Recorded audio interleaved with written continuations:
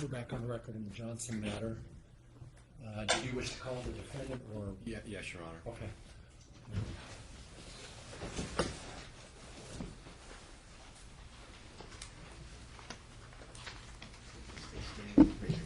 Sure.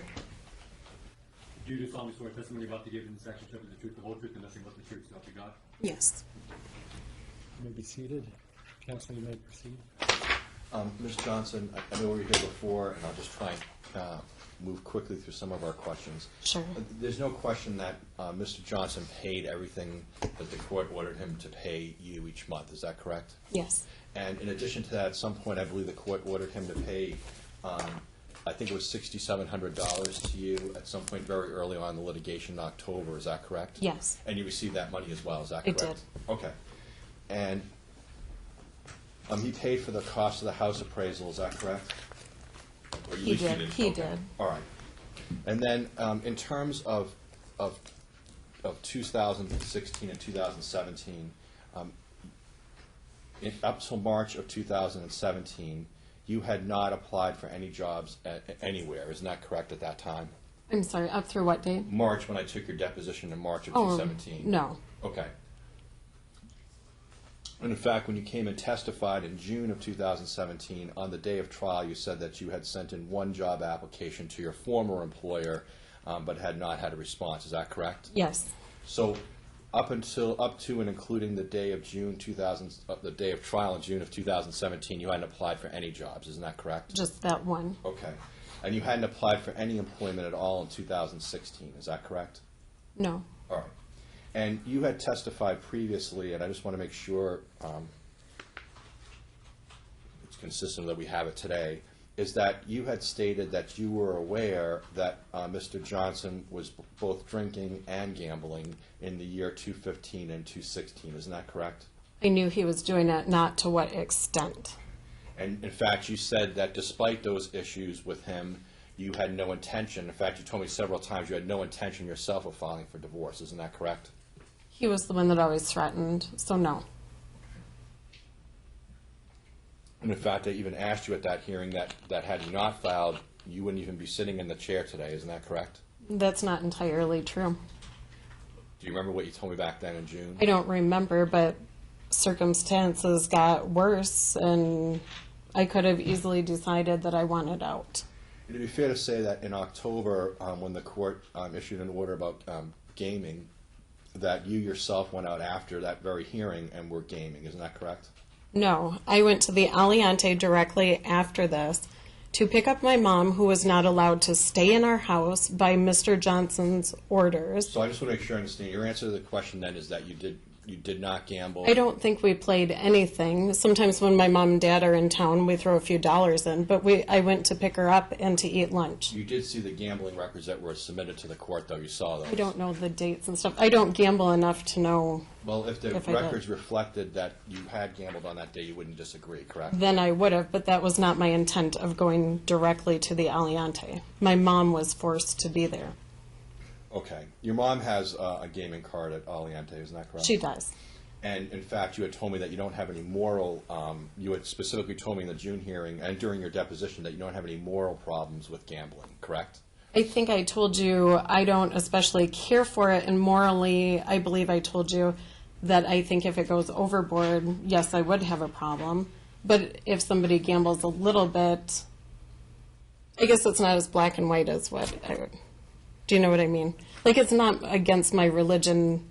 If you told me at gamble. 14, if you told me at 14, 34, 35, just and I'm asking, that would be the site on the tape that you had no moral problems with gambling. Have you changed your mind since June? I haven't changed my mind. I stick to the same. If you win on gambling, is it moral? But if you lose, it's immoral? No, it's Okay. the extent of the gambling. All of these bank records, the USAA records that you looked at, those records came into the house, correct? They came into the home address? I would assume that's where they got delivered. Okay, 5370 East Craig Road. That's his apartment. Prior to that, would they come into the home address? I think so. I don't know. I didn't really pay attention. We would sort mail by name. Okay. I would assume they were. Did you file joint tax returns each year with Mr. Johnson? We did. Okay. And you read those returns and signed them, correct? Yeah, it was interesting to read them. Okay. And that showed on each one of those returns gambling activity, either wins or losses, correct? Just his, because I never won anything to declare. Right. My question, though, is simply this, is that whatever gambling was done, Yes. it was shown on the tax return. If he had an amount that had to be claimed, most of it seemed to appear there, I guess. And I'll represent to you that what we put into court for 13, 14, 15, and 16 all showed either gambling winnings or losses for those years. You're aware of that, right? I think so.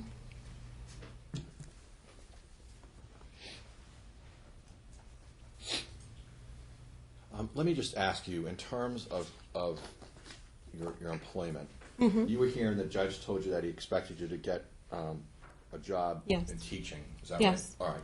Or a job. I don't know if he specifically said. It's probably assumed because that's what my degree is in. Well, he did, but I'm not. Okay. But that's really not important to my Yes. question. My question is simply this: is that right now, are you, when you work at the charter school, from the research I've done, you receive the same benefits as a Clark County school teacher? Is I that do. correct? All right. So you get PERS. Yes. You're also entitled to medical insurance. Right now, Mr. Johnson provides all the medical insurance. Is that correct? No, I also have purchased medical. He has up to this point. Mine kicks in September. I have purchased it, All right. And enrolled. you are on the Clark County. You are on the Clark County schedule, exhibits 43 and 44 for pay. Isn't that correct? No. Well, would it be fair to say that if you had renewed your license, gotten those credits, then you would be paid under that schedule, correct? Only if you were hired in a job within CCSD. Are you being paid as a substitute teacher now? For right now. Okay. And being paid as a substitute teacher is a lot less than being paid as a licensed teacher. It's right? not actually as significant of a difference as what I thought it would be, but it is less. Okay. And isn't it true that starting teachers, the first year starting teachers in Clark County right this year that have a license make almost $41,000 a year? Isn't that correct? I was curious on that. I haven't seen the schedule. Is that including benefits or just their base pay, Sure. their take home? No, that's just your base pay. Okay, so then if that's on the schedule, yes. Okay. And then there's also other perks, but I'm just asking about the base pay. Sure. All right. And you don't disagree with me that in June of 2016, you purchased online the education necessary to get your license, isn't that correct? It wasn't for the complete credits. Have you I completed those purchased credits? classes. Did you complete those credits in June of Those, 2016? not in June, no. When did you complete them? I believe those were the ones that you could purchase and you had up to a year or two to do them. So when did you complete them? I have to look and see what those are. There are, Would you be fair to say that you didn't complete them? no, because I just finished them up when I knew I needed to start looking into jobs and I knew I was coming to Nevada versus Michigan. But when I took your deposition in I hadn't March, finished them. Right, but you just hear my question. Okay. When I took your deposition in March of 2017, you hadn't taken any classes at all in either Michigan or in Nevada to renew your licenses. That's what you testified to. No, I believe I told you there was like a PBS teacher line course. If we look back in there, I'm pretty sure because we talked about the price for it and how that wasn't a graduate class, so it was less expensive. There's no question that you could have been substitute teaching all of 2016 and all of 2017, correct? Isn't that true? I guess I could have applied for a sub license. I've never subbed in my You told me in your life. deposition and here at court in June that So, yes, you could yes, have substitute taught the whole time at 16 and 17, right? If I would have applied to be a sub, no, I didn't do my fingerprinting or anything, so no, they wouldn't have let me. I could have been able to. Your Honor, can we take a look at her deposition? I'm agreeing with you. I'm saying I could have if I went through the process. I didn't know how technical you're being. If I had applied to sub, sure, Okay, I what I'm could saying sub. is you could have subbed at any time. The application would have been making a call and showing what you had. You could have been subbing all in 16 and 17, right? I guess so. Okay. And when I asked you in March and again in June, you weren't certain in either time that I questioned you, either in March in your deposition or in June when we were here in front of the judge, and Mm-hmm. I got the cites, you didn't know what you needed to do to renew your license in Nevada or in Michigan. I Isn't that believe true? I said because there are different requirements for both states. because they're two different states' licenses. I believe we talked about, I thought it was 6 credits that I needed to finish. And you told me that you hadn't even checked, according to your testimony in June, you hadn't even checked with Clark County School District to see whether or not you could start teaching without a license. Isn't that correct?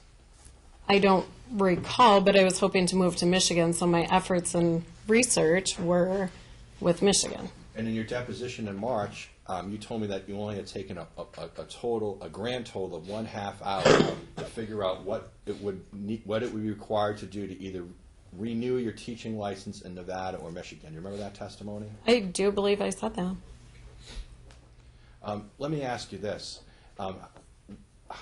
What do you have to do now to get your license? I have to finish my credits, so Okay, how I'm many down. credits do you have to I'm answering what you asked. I believe I have 15 hours or one to 1.5 or 2 CEUs.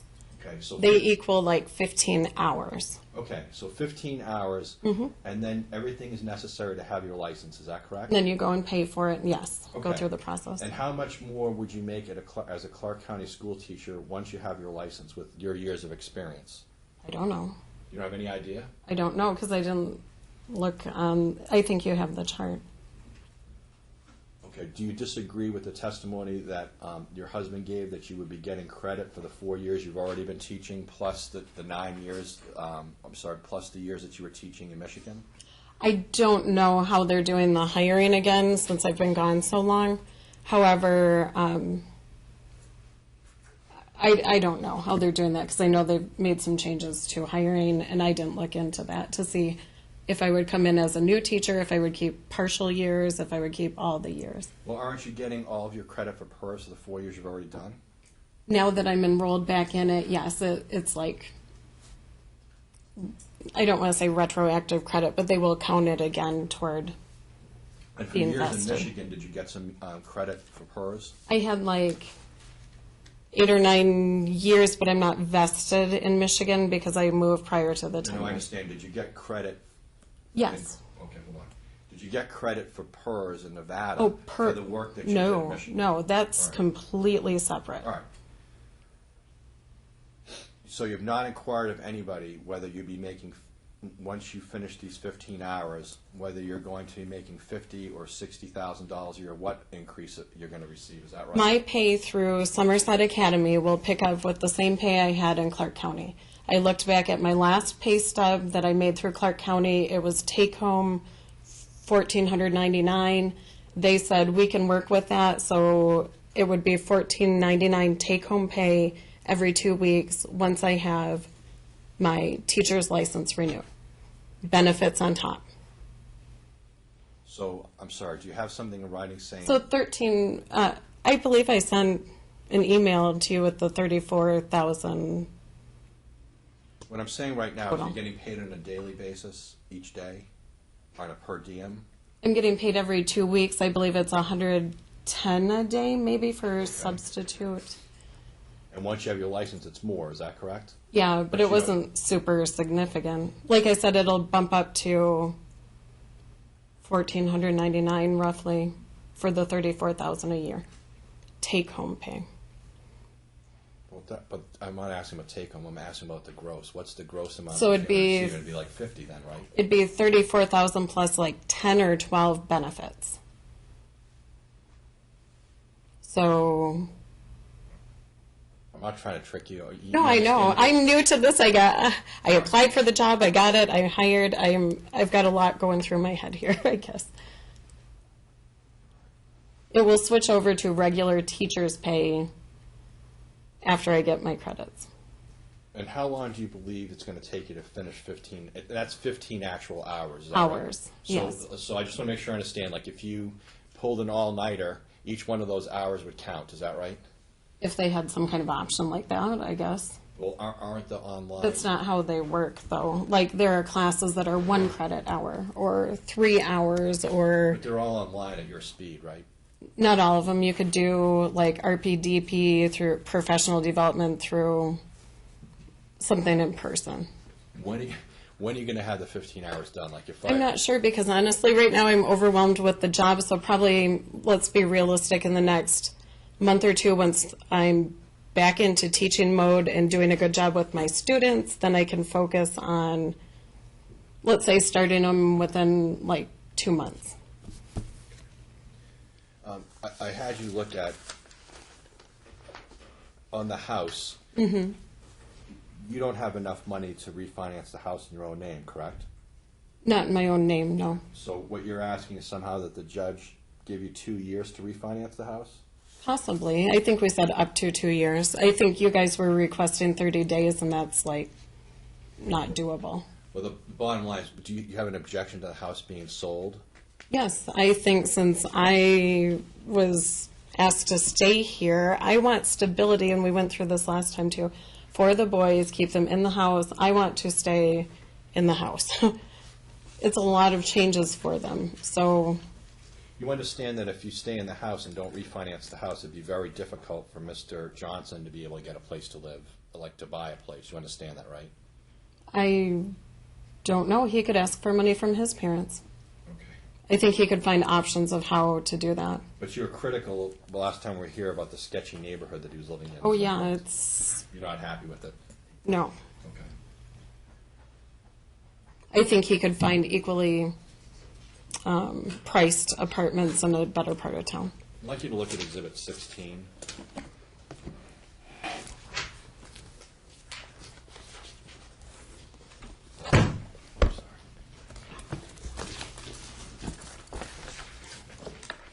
I'm going to represent to you, this has already been admitted. Mm-hmm. What was parsed out of this, what Exhibit 16 is your credit card, your Discover credit card. And I just want to make sure, because you testified this last time, but because it was a number of months ago, or a month and a half ago, the Discover card was a card that was only in your possession, correct? Yes. Only in your name? Yep. Only you could charge on it? Yes. And he didn't have any access to the card, correct? No. Okay.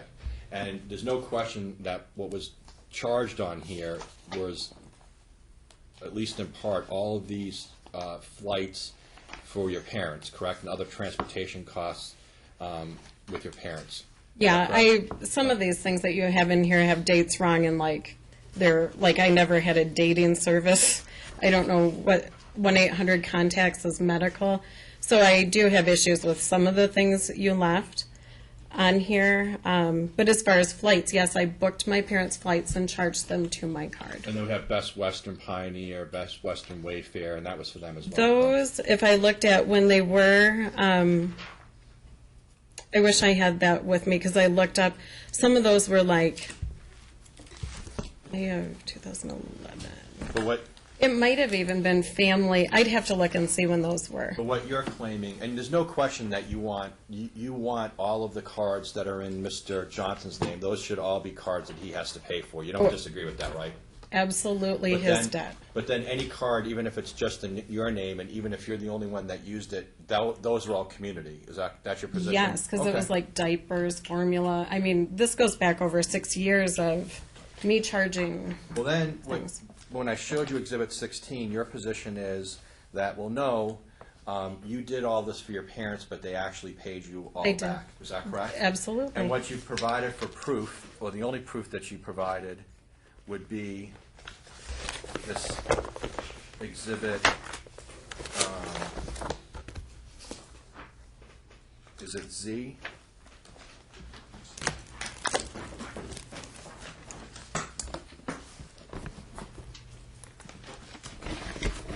CC.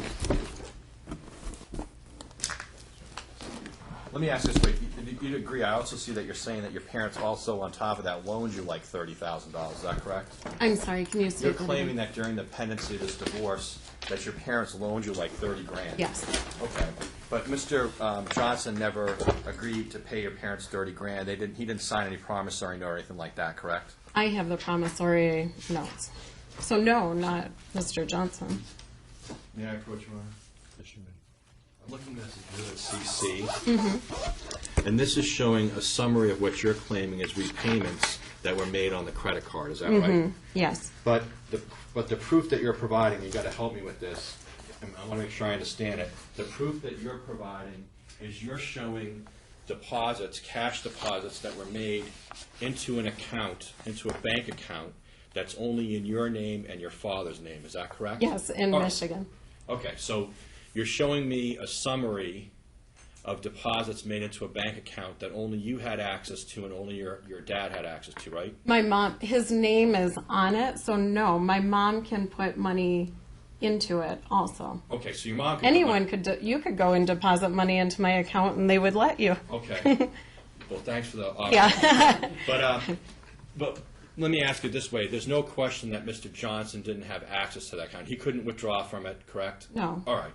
And you have not provided the court with any kind of proof that shows that that money coming out of that bank account went to pay back the credit card, right? You don't have a chart like that, yes or no? No. Okay.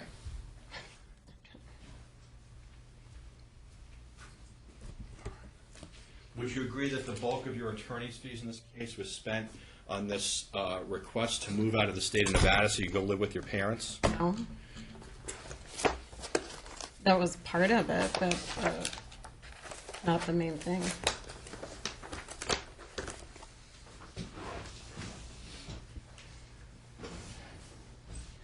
In terms of the master's degree, you told me at various times, in fact, part of your move request was that you could not have the stress, it's actually in your own pleading, not have the stress of supporting yourself, and you were going to then pursue your master's degree. Do you remember that? That was one of the, yes. But even in March of when I took your deposition, you weren't taking any classes. You weren't registered for any classes, and you hadn't taken classes in many years on the master's degree, No, correct? I hadn't.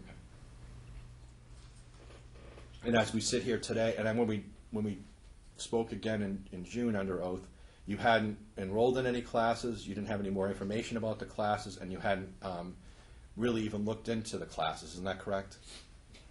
Correct? Okay. And as we sit here today, you still haven't taken any of those master's classes. Is that correct? Yes, not masters, but the continuing education credits. Well, no, I'm talking, but there was also a separate.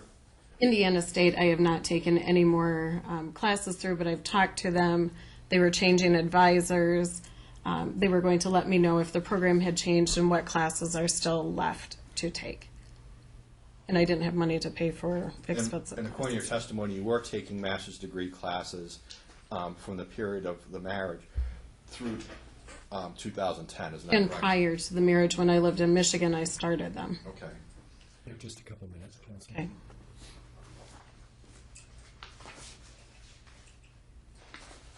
Can you earn additional money as a school teacher, coaching or teaching in the summer? I have taught summer school in the past. I don't coach. I'm not athletic. Okay. So could you teach full-time in the summer then, just like Out Husband's here, done. I don't know that they have elementary summer school. I could probably pick up some kind of summer job, but the children would be home and I would probably not choose to do that. would it upset you if now that there's a divorce and now you guys are being divorced, if Mr. Johnson chose not to teach in the summer? He's always chose whether to or not. He's, I think, always taught summer school. It's just, it wouldn't upset me one way or the other. That's up to him. I don't have anything further, Your Honor. Okay. Examination. Sure.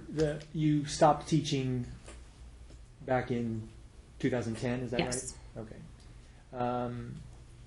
Did you teach in Virginia when you moved there? No, I did not. Just homeschooling, but not for a paid job.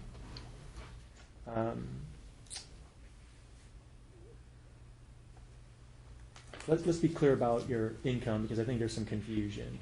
Somerset has offered you a salary, or is it per hour? Right now, for No. Just Oh. let's answer the substitute. question. No. Okay, They've per. offered. What is the package that they have offered you? Right now, it's per hour. But they've also mentioned a package. That's why I'm. You know what I mean? It hinges on. When you obtain your licensing through the state, how much will they pay you for the year? $34,000 a year plus benefits, Benefits meaning they medical, offer yeah, and PERS. and purse. So you're not going to be paid $41,000. Not take home. It'd be. Am I answering? I'm sorry.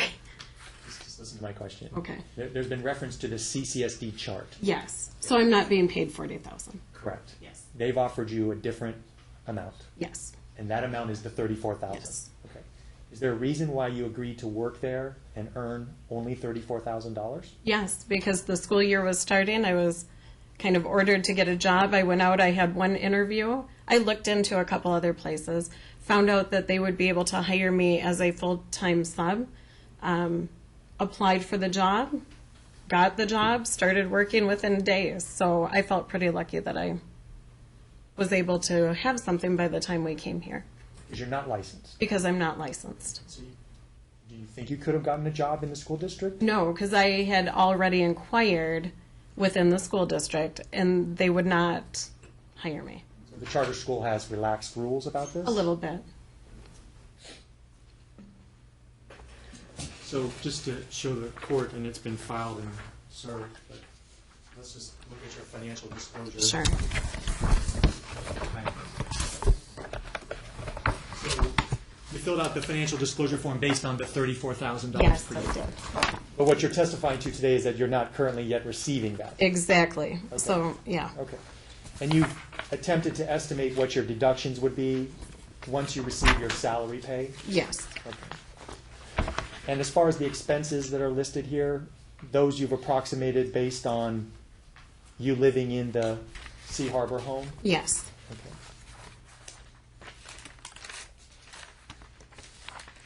And just by rough calculation, that shows you'd be in a deficit of about $2,000.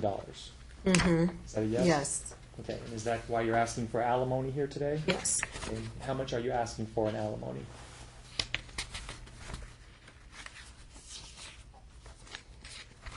As much as I can get. You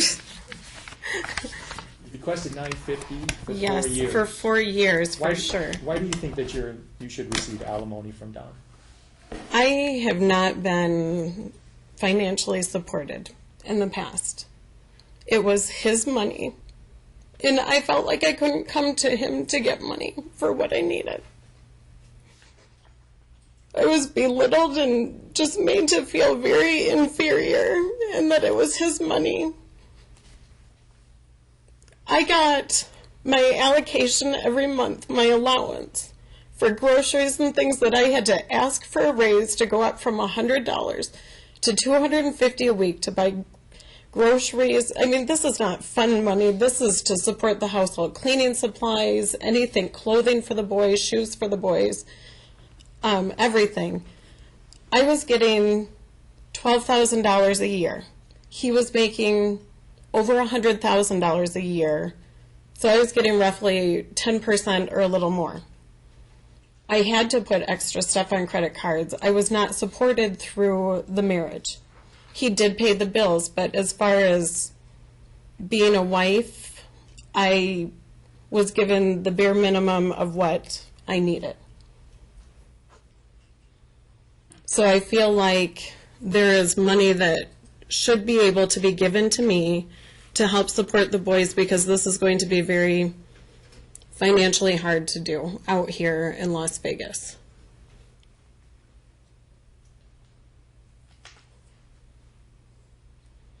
The Target credit card, what did you primarily use that credit card for? Anything that was household needs. I know they alluded to restaurants and they lumped them together by dates. Like, so if we ate out or anything, I would use the credit card for that. I'm talking like Brett and Brendan and me, or sometimes the four of us. Occasionally, if family came into town, we might use it, but it was more immediate family. Genealogy research, to be honest with you.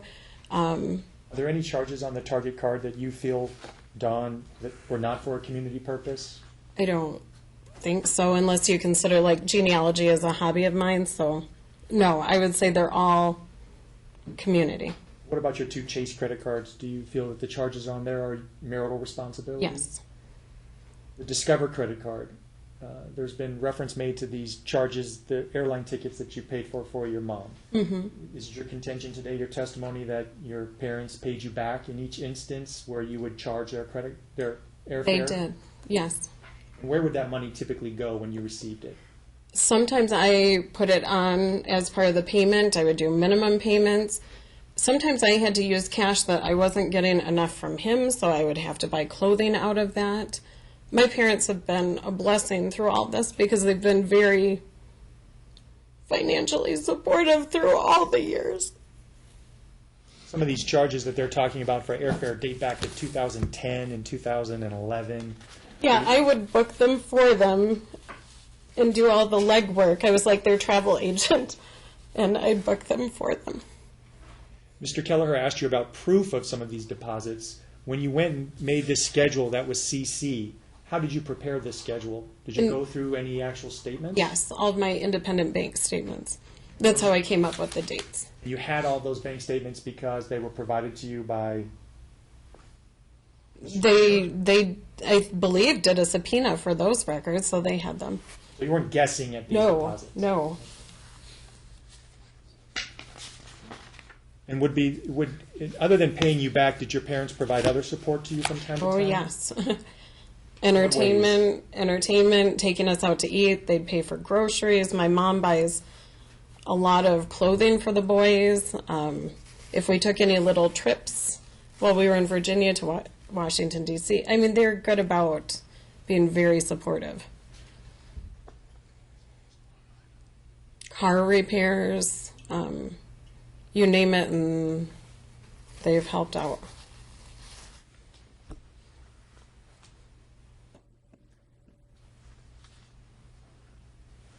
Don has credit cards as well. He's acknowledging that he should be responsible for those. Do you think your credit card should be treated in the same way and that you should be held only responsible for yours? No, I do not believe so. What do you think what would you like the court to do with your credit card balances? Since they're community property, they should be split in half.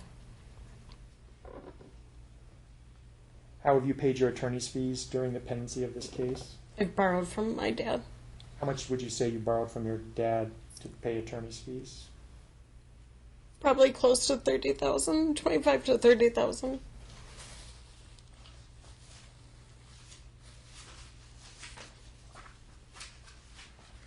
You've reviewed all the bank statements that we subpoenaed for Don's accounts, correct? Yes. You prepared a summary of gambling charges. Can I did. Can you tell the court about what you did to prepare that? I went through and I looked at any of the cash advances, cash withdrawals from multiple gaming establishments, casinos, hotels.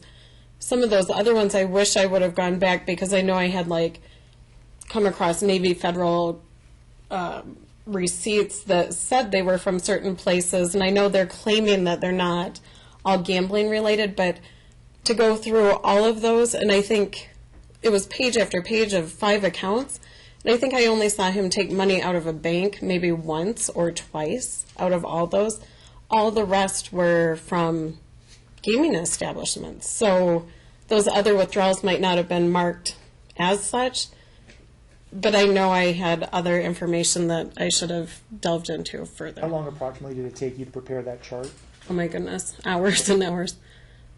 I went through it for a long time. I'd say even 6 to 10 hours, maybe. It was very thorough. Were you aware of the extent of his gambling during your marriage? Not at all.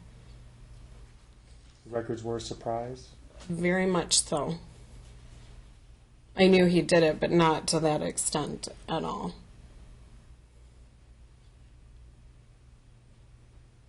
What are you asking the judge to do about that, about the gambling?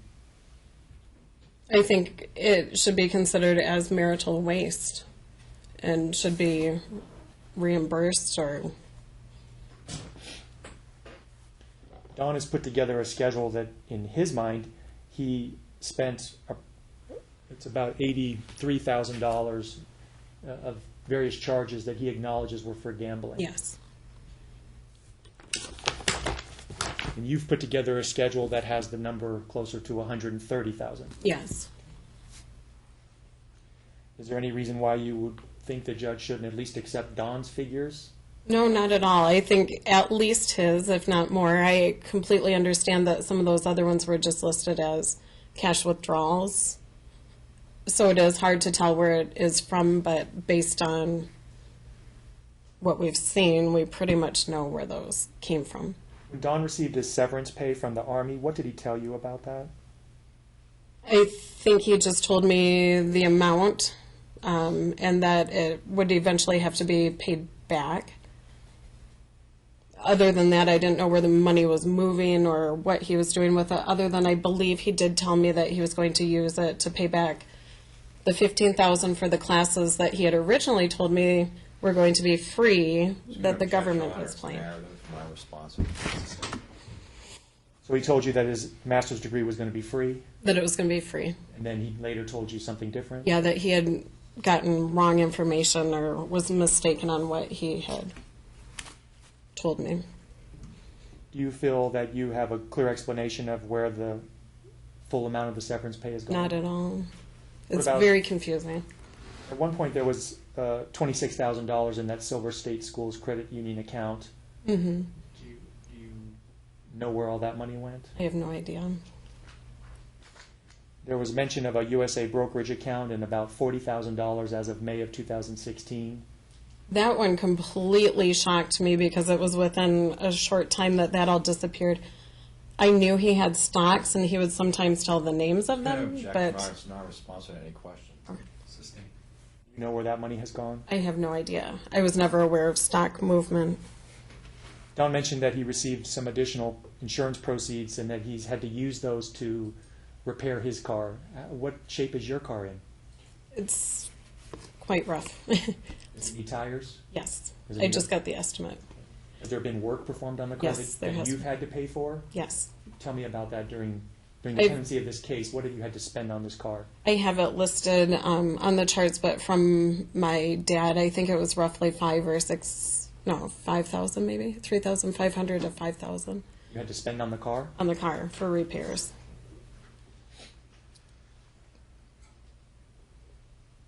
Tell me about the college accounts for the boys. You're asking that you be placed in control. Why is that?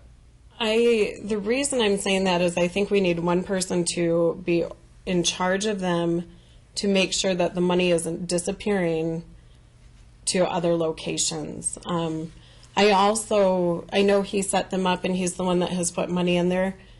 I don't even know exactly like which educational choices can be made with those, if it should stay in that account, but I would watch over those and make sure the money stays put.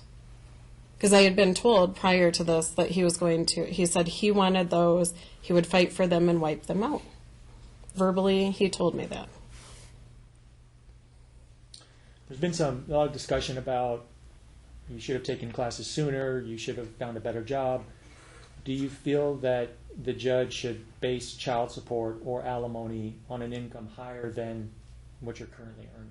No, I think it should be based on what I'm currently earning because that's the reality of what I'm making. Do you feel that you have been complacent or lazy about seeking out getting your license back? No, I have been a very busy mother to an epileptic son, a homeschooling mom, a single mother while he's been gone. I've literally been stretched thin emotionally. And How long has your Nevada teaching license been lapsed or expired? probably I don't know exactly when the expiration date was, but it was after July of 2010. Okay. So, It's not something that expired within the last year or two. oh no. That was a decision you made a long time ago to not renew it. You can object. Yes, Ron. and we were moving to Virginia. Sustained.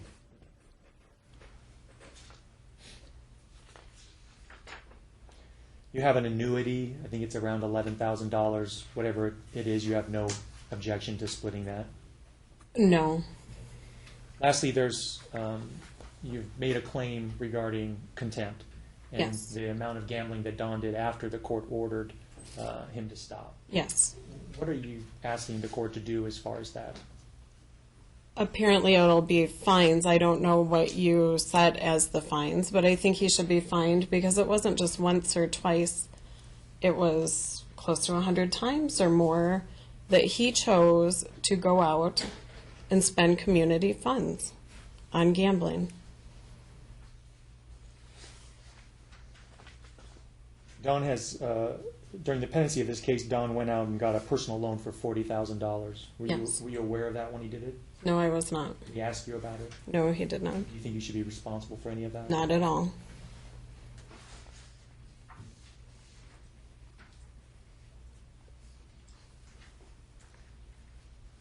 No other questions? Just very briefly, well, if you borrow the 40,000, we've seen that came before there was any order from the court or JPI in place. You have $20,000 that money in your attorney's trust fund account. You're aware of that, right? Yes. Okay. And you're aware that my client's been paying interest on that $20,000 for almost like 11 months now. Are you aware of that? He just said there was no interest being paid on it. There's been interest being paid on that every single month. Okay, I wasn't aware. So my question is, shouldn't that be paid back?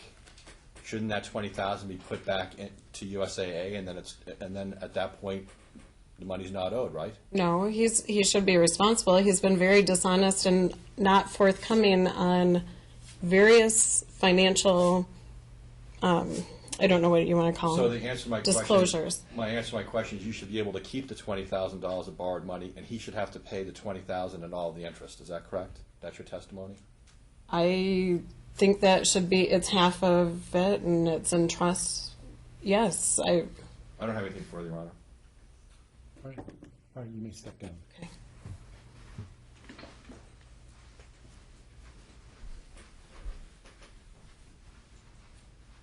Any other witnesses? No, Your Honor. I'm sorry. I did have one other witness. It was just Shannon's mom had just come in and testified that she had repaid Shannon for the travel airfare and things that Shannon had paid for. Well, respectfully, Your Honor, she was here last time and sat in the back and listened to all the testimony dealing with that, and it was said at the beginning of that hearing that she was not going to be a witness in these proceedings. That was custody versus financial. Yeah, well, listen, and I don't know that I need anything. I'm ready to rule based on the record that's. Can I ask her to come in? She's going to be. I know, she's, If you don't have any questions, okay. and I'm going to rule.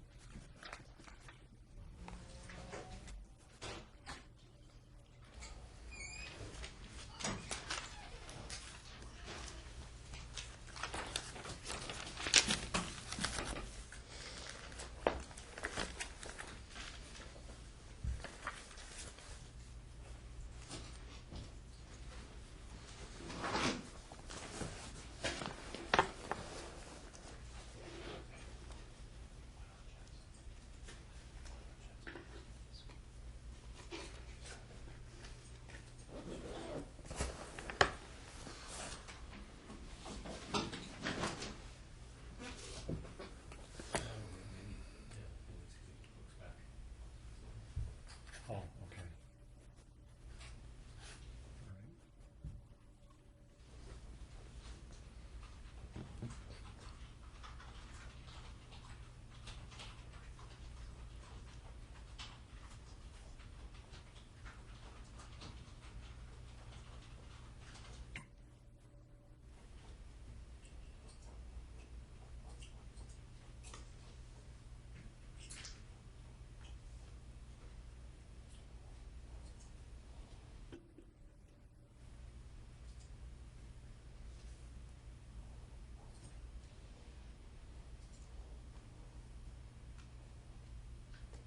May I step out a moment? That's fine. Oh, okay. She's just sad that she didn't get to sit in. Okay. We need your exhibit books too. The clerk does.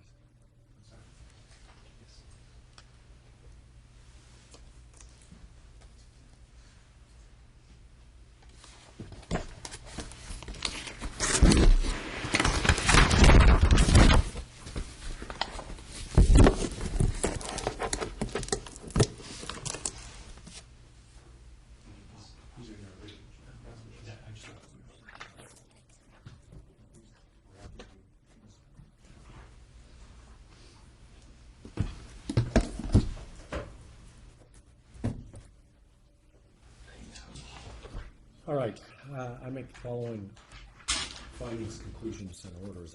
Preliminarily, I find that I have jurisdiction over the parties in the subject matter, and I find that there is a basis to grant a divorce on the grounds of incompatibility. Therefore, an absolute decree of divorce is granted, restoring the parties to the status of single, unmarried individuals. We were previously here in court for a full day of evidentiary proceedings on June 9th. That related to issues pertaining to custody and relocation. which is a more challenging issue for the court, especially as it relates to relocation issues. Those are the toughest issues the court deals with.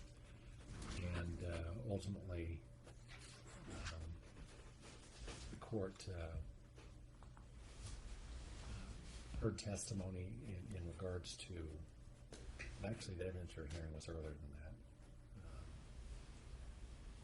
But regardless, we had, it was June 9th, a full day of proceedings. And any issues when it relates to the children who I haven't met, and I implored you from the first hearing to, as parents, to take charge and make those decisions rather than leaving it up to a stranger like me. You lose control when you leave it up to me. Ultimately, I made those decisions, as challenging as it was. And I made my comments about the allure of family connections outside of state and the return home, but ultimately I denied the relocation. That has a connection to the financial issues. I will say I was somewhat surprised that this was still on calendar today. We've spent another half day together, and I certainly was hopeful when we finished last time that after that there would be some discussion to resolve the financial issues. I understand there are some areas that it appears that the gap is too wide perhaps to resolve, but others, as I sit and listen to the testimony and I've read the pretrial memos, I sit here and scratch my head and wonder why did we spend a minute at a time on certain issues? And it's quite perplexing.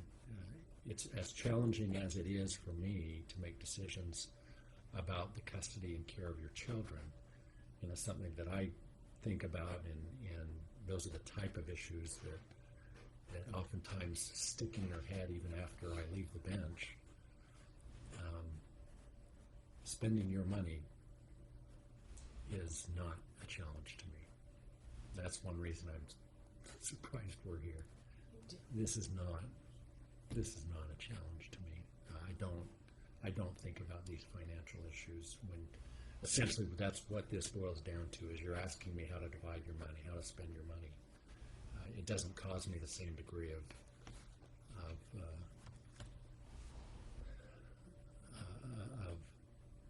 additional thought that takes place after the court. It just doesn't. It's money. It's stuff. But we're here. We've spent an afternoon together again.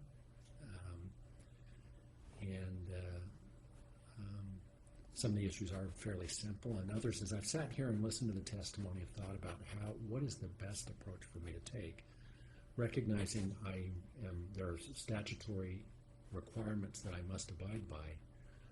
Part of my objective here today is to create some level of disentanglement between the two of you, to minimize the amount of entanglement. Now, there are natural areas of entanglement that will continue for quite some time. Child support, for example, that's going to continue throughout the minority of your children. Spousal support, you both acknowledge that spousal support is an issue.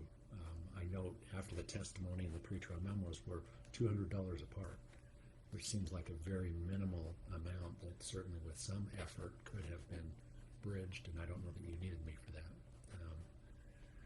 But also, when I look at relocation, my approach generally is if I allow a relocation, that mitigates many of the financial issues, particularly spousal support. If I allow relocation, I basically say, okay, you're on, I gave you the ticket out of town and you're on your own, and spousal support maybe isn't eliminated entirely as an issue, but is mitigated substantially because I've granted that request. The reverse is true when I say, okay, you're not going to relocate. Then it's okay. I want to make sure financially that the parent who was desperately asking me for that permission to leave is in a financial position to take care of expenses and to meet those expenses where I'm tying them to this state. And so it's somewhat of a reverse view of mine. And so it's a circumstance I look at and saying, Mom, you've got to stay here. And the expectation was, and she acknowledged that in her testimony, that she was going to get a job. And she has a job. I know there's been debate and argument about whether that's a good enough job, but it's a job. a significant improvement from where we were at just a few months ago when we were talking about relocation. The school year is starting, and now I have both parties using their professional background to earn income in teaching.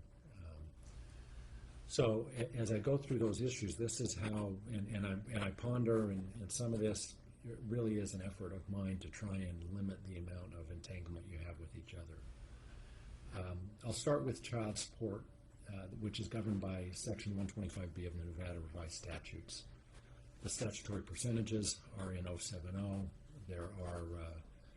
There's additional guidance in 080 and deviation factors. It's a joint physical custody arrangement, so I'm required to employ Wright v. Osborne in making the calculation of support.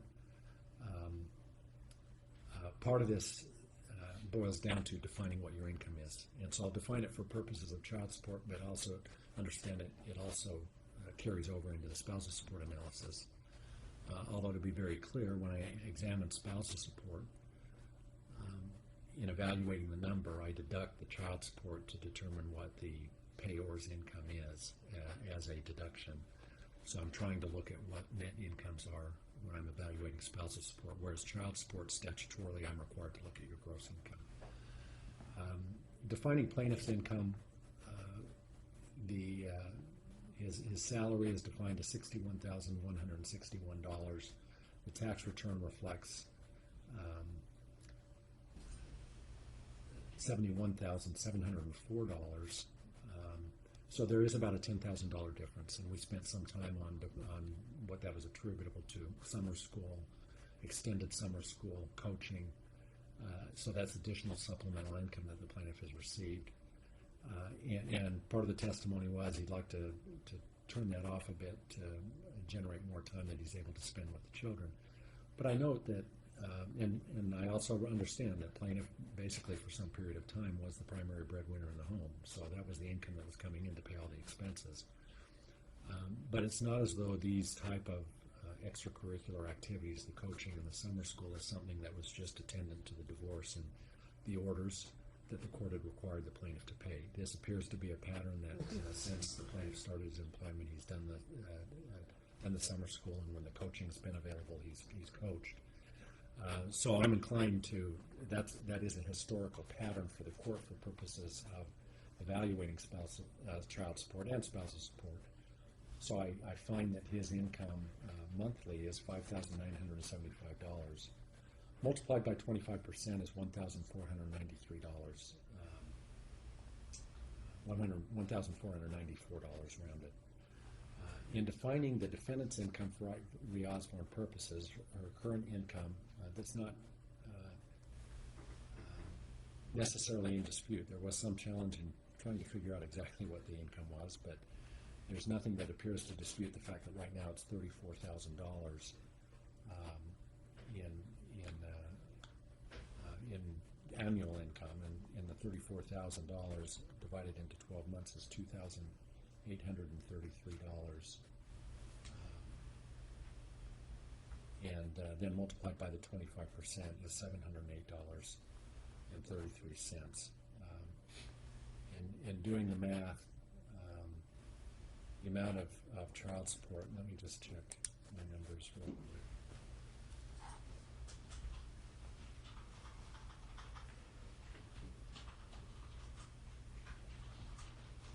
It is the $786 rounded that was referenced by the defendant in her pretrial memorandum. So here's what I'm inclined to do.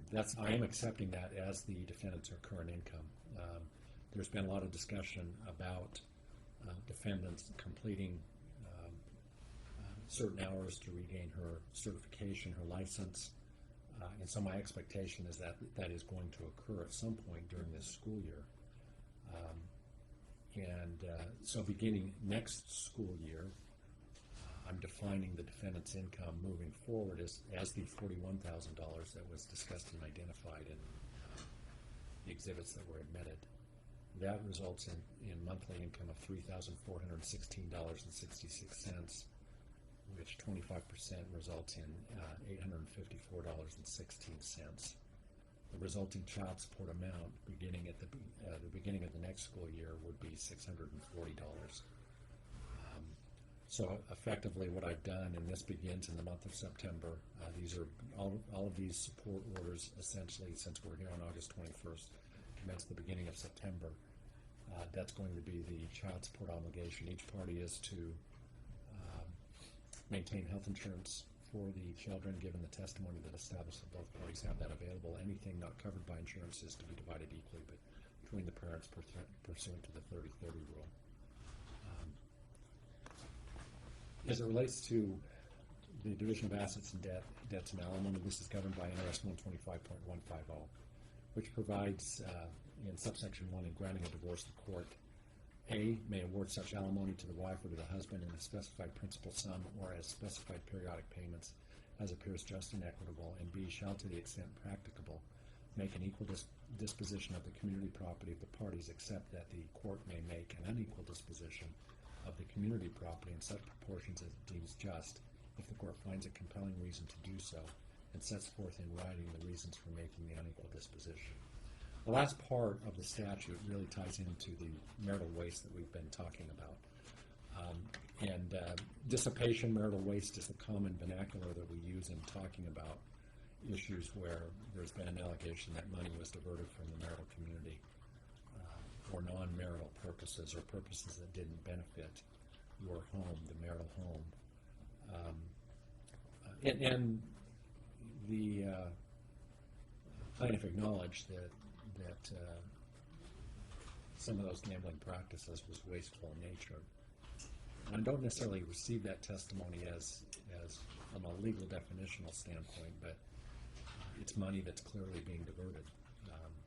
I'm going to talk about the waste issue just a little bit later, but it really, for the court, is more in the nature of, is there a basis for the court to unequally divide the assets? That's more the terminology I'm going to use pursuant to Putterman and Lofgren, where there was language used in reference to marital waste. It's more about the court looking at the assets and making a determination of whether or not there's a basis to unequally divide those assets based on the conduct of the parties. The assets that really come into play in terms of the court making that division, there are really two assets. One is tied specifically to a debt, the equity in the marital residence, and the $20,000 that is in counsel's trust account, which I recognize as part of the indebtedness as well. But before I get to that point,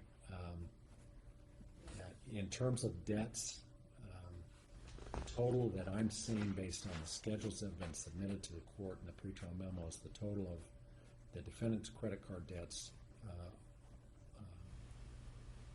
totals approximately $33,749.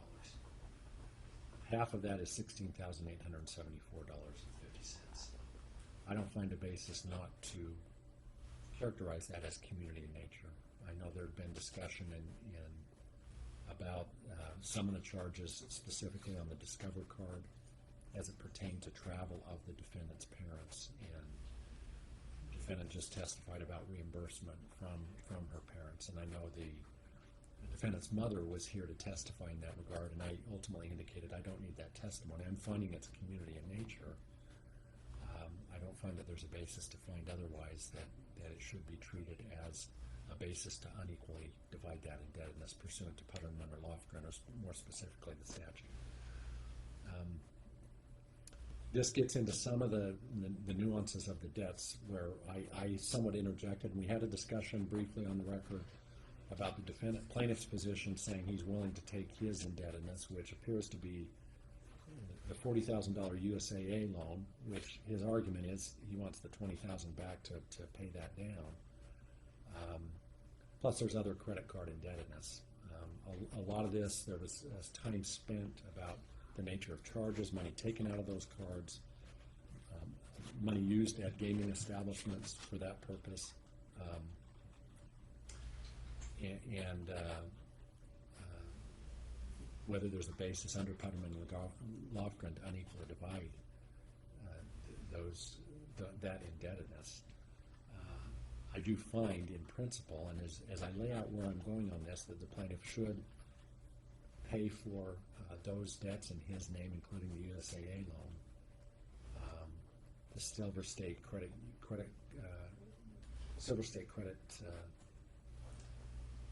card, the Visa credit card. There was a fair amount of testimony about the amount of fees that were paid on those cards.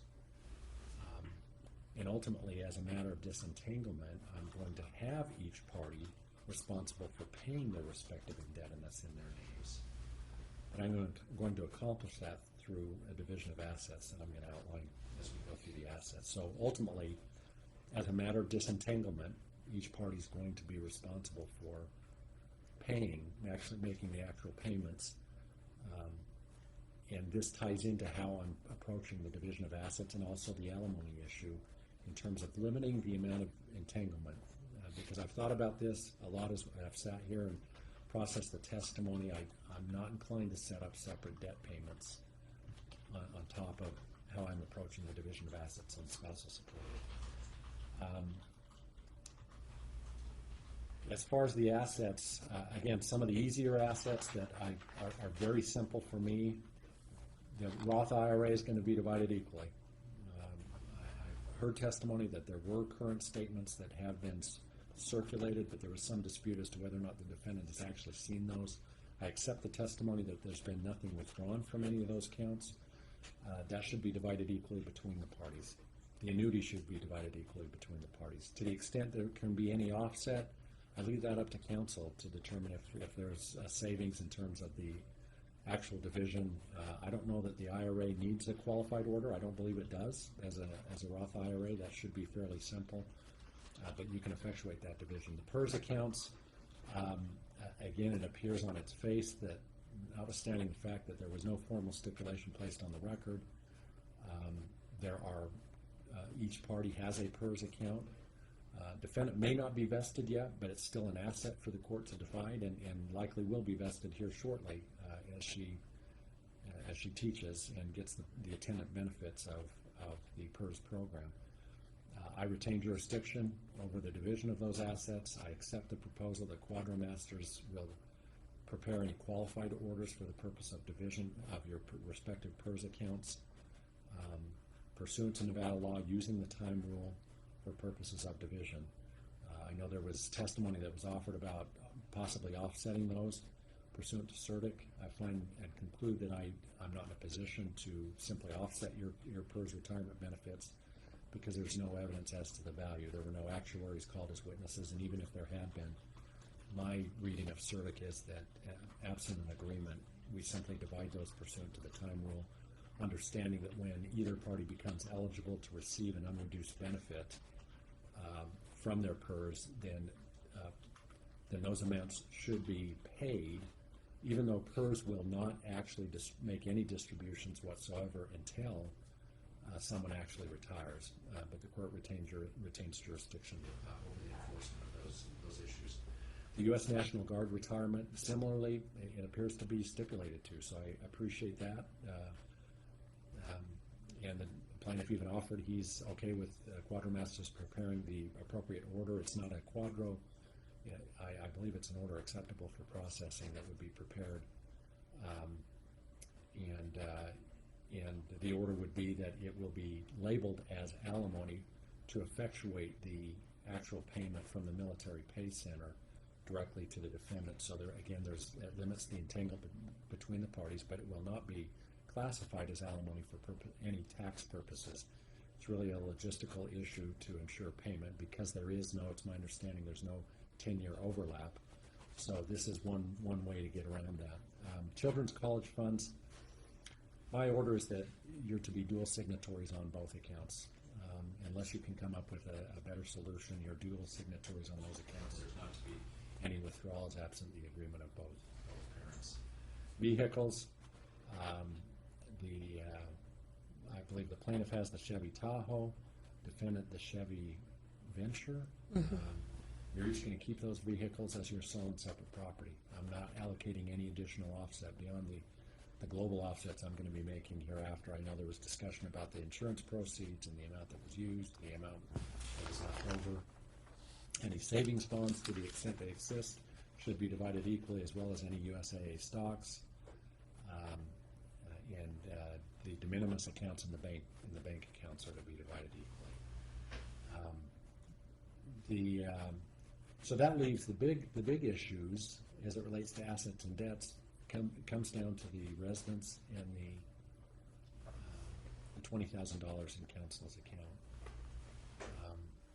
And this ties into my orders as it relates to whether or not there's a basis to make an unequal division of assets, taking into account the debt issues, where there was gambling activity on plaintiff's credit cards that appeared to be fairly extensive.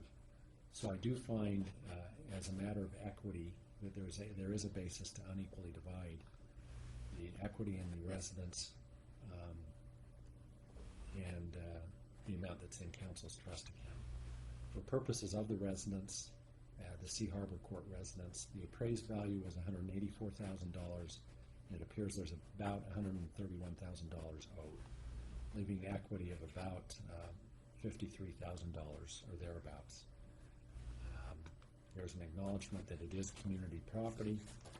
I know the plaintiff offered he wanted to sell or buy out defendant's interest, but this also dovetails into the order that I made regarding relocation, where I basically told Mom, you're stuck here, for lack of a better term. You're staying here because I want the children to have that connection, and I was not persuaded that there was a basis to grant the relocation. It would be harsh of me at this point to say, Mom, you're staying and you're leaving the house. I just don't find that's appropriate, given the fact that I've told Mom she's staying here in Nevada. So as it relates to that equity, as I look at the gambling issues, and the tax returns they don't provide me with a lot of assistance, because, as I clarified with Dad in my questioning, that the losses are never going to exceed the winnings.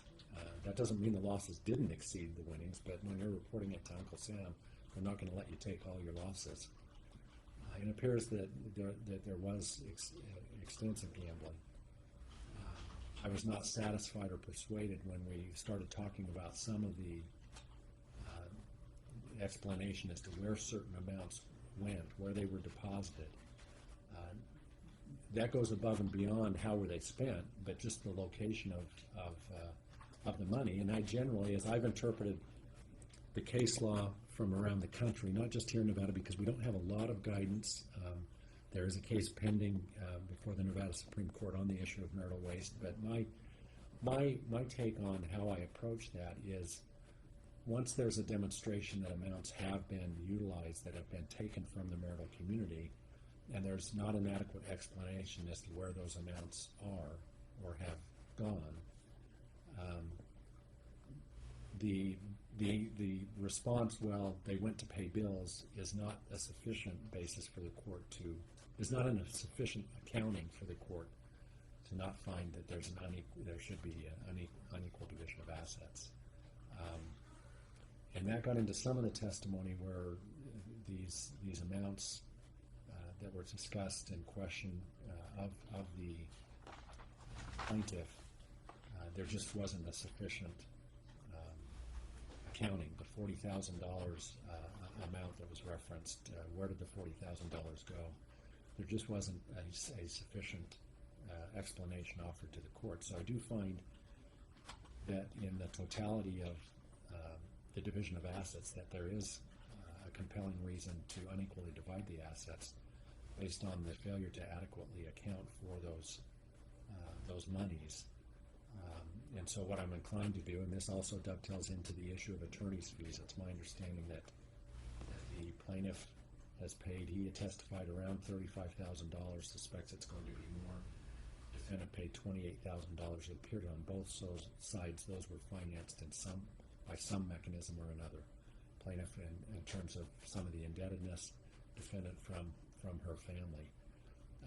I'm inclined to confirm the equity in the marital residence to the defendant as her sole and separate property. as well as the amount that's in counsel's trust account, which also I recognize as a debt that is on the plaintiff's side. I find that's fair and equitable given the total circumstances and pursuant to the guidance that allows the court to make an unequal division of assets under compelling circumstances. Given the totality of the facts surrounding this case, I find that's appropriate. I'm not allocating any additional amount for attorney's fees, but I recognize there's been a lot that's been incurred, a sizable amount on both sides. And that again, I go back to what I said before, is this is a costly endeavor that you've engaged in.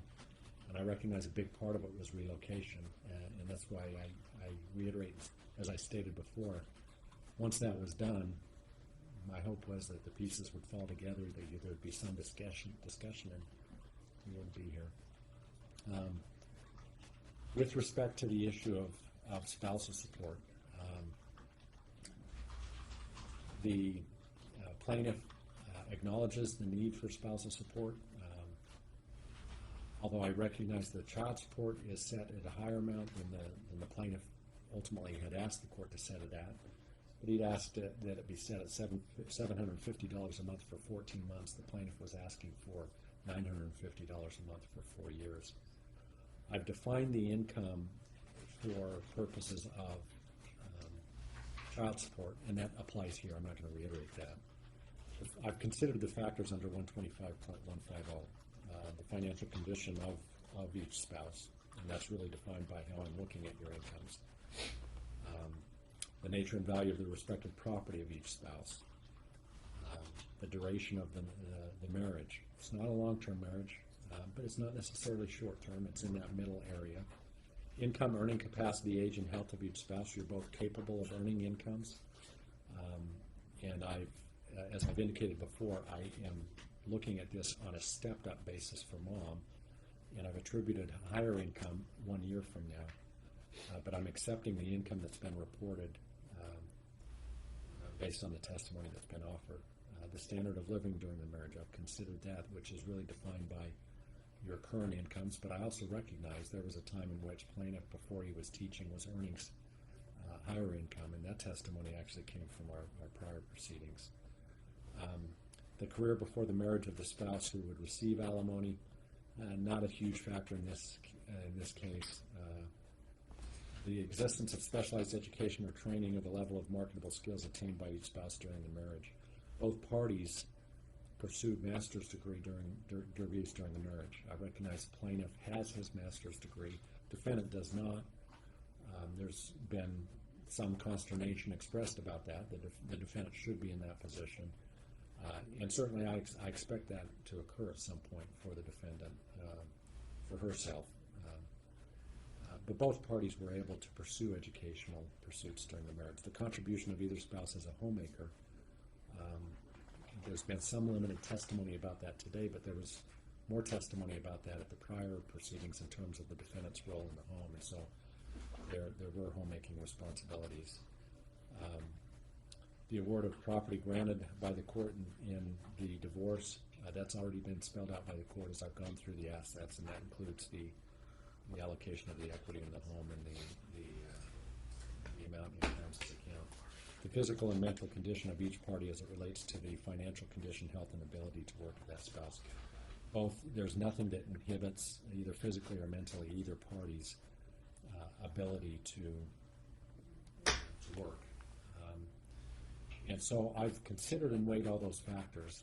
And again, all of these financial issues, I emphasize once again, tie back to the fact that I made those orders basically telling mom she wasn't leaving town. She wasn't leaving the state of Nevada. For spousal support purposes, my order moving forward is that for a period of 1 year, and this again coincides with 1 year from now, I'm increasing defendant's income to the $41,000 annual level. I'm setting the spousal support for 1 year at $850 per month. And then thereafter, for a period of 2 additional years, I'm setting at $500 per month. and that's going to be the term of alimony. It's periodic alimony, so it's payable until the defendant remarries or either party passes away. I also am going to, I forgot to mention, as far as the refinance, I'm going to retain jurisdiction over that to the extent I need to order the sale of the residence. I certainly can consider that in the future, but I'm going to give the defendant a period of 1 year to refinance the residence. And I'm not making any additional award of attorney's fees beyond this allocation where I've shifted assets more towards the defendant's favor. Without doing specific mathematical calculations, I find overall that that is a fair and equitable distribution that qualifies under 125.150 as an unequal disposition of community assets. Any questions? Well, you're right. You can have a specific finding then about waste, correct? I mean, with an exact number? With an exact number? I'm not necessarily going to set an exact number. Here's what I will do for purposes of our record. The one thing I did reference is the $40,000 account that I was not persuaded that there had been a sufficient explanation as to where the money went to begin with, let alone how it was spent. I also find, based on the testimony that's been established, that the plaintiff acknowledged, I think it was an $83,000 amount. It's lower than what the defendant had offered. Defendant offered in her testimony at a minimum that amount is an amount that she felt should be attributed as a specific amount. As we got into the numbers, and again, I find it, I find that in structuring an unequal disposition, because I could get into that counting. I could say, well, I'll accept the $83,000. Half of that is the defendant's entitled to half of that. And so it's not as though the total amount wasted is pinned against that party. It would be half of it because it's half community property. But if I take $80,000 and then I take $50,000 in house equity and $20,000 that's in the defendant's account, that divided in half is $35,000 right there, and it's almost the same, but not quite. It's actually less. And so I get the fact that it's not a precise number, and on top of that, I'm basically telling the defendant you're still paying your own attorney's fees. So even that calculation, I recognize it doesn't make the defendant whole, accepting the $83,000 figure as the number.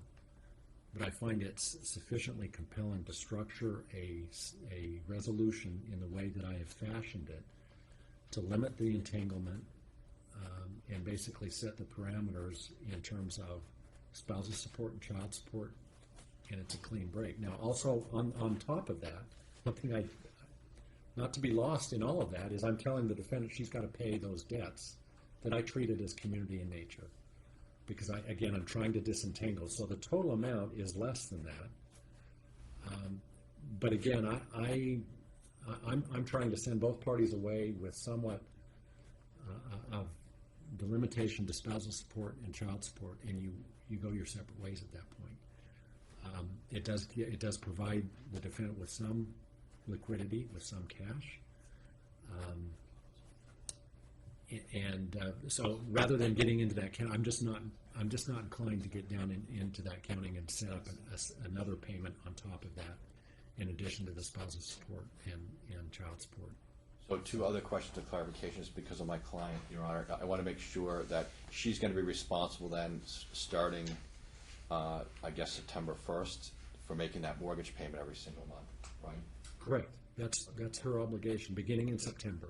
Everything else is under the prior order through August, but in September, those are her bills under these parameters. And then my other question, Your Honor, is simply this, is that we don't believe that it's $40,900. That's the starting pay for a Clark County school teacher. We believe the number, once she gets her license, is going to be more like $50,000. Can we have proof as to what she's earning in September of next year? Can we have a copy of her contract so that we could look? Well, if I did that, I would make it reciprocal. That's fine. So I don't have a problem if we exchange that information at the beginning of the school year, see where your incomes are at on both sides.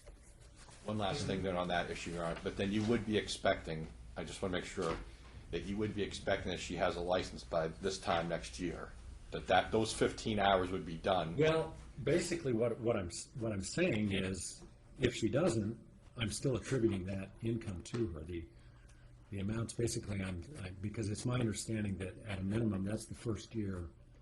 All right, amount what we're of the saying, Your beginning Honor, teacher. right, our position, Your Honor, is simply that she's not a first-year teacher, that if she has her license, she's a fifth or And sixth. I understand that. Okay. I understand that, but I'm not, I guess to that point, I'm not changing, I'm gonna attribute that 41,000 if it's higher, and you're gonna exchange that information. If the contract is higher, you can make those calculations and determinations. As both counsel know, I retain jurisdiction over that. Okay, thank you, Your Honor. Just if the mortgage is due the first, so what are we doing about due dates for spousal support and child support? Are they both due on the first, or do you want to make a specific order with a due date? Because she's going to have to pay those bills. Right. Well, what I'd be inclined to do is the combined amount half due on the 1st and half due on the 15th for budgeting purposes. Okay? She gets paid on the 10th and the 25th, Your Honor.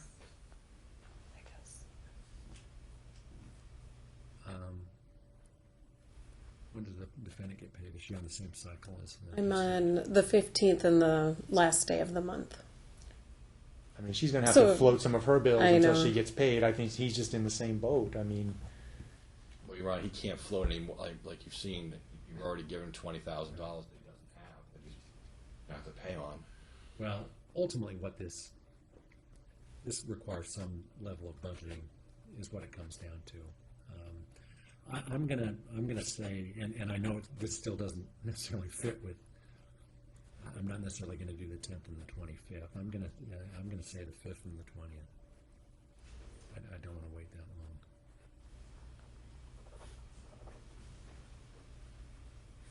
Okay. I'll prepare a proposed findings and run it by you. Okay. All right. Thank you for your offenses. Is there anything you need us to take from you? Or?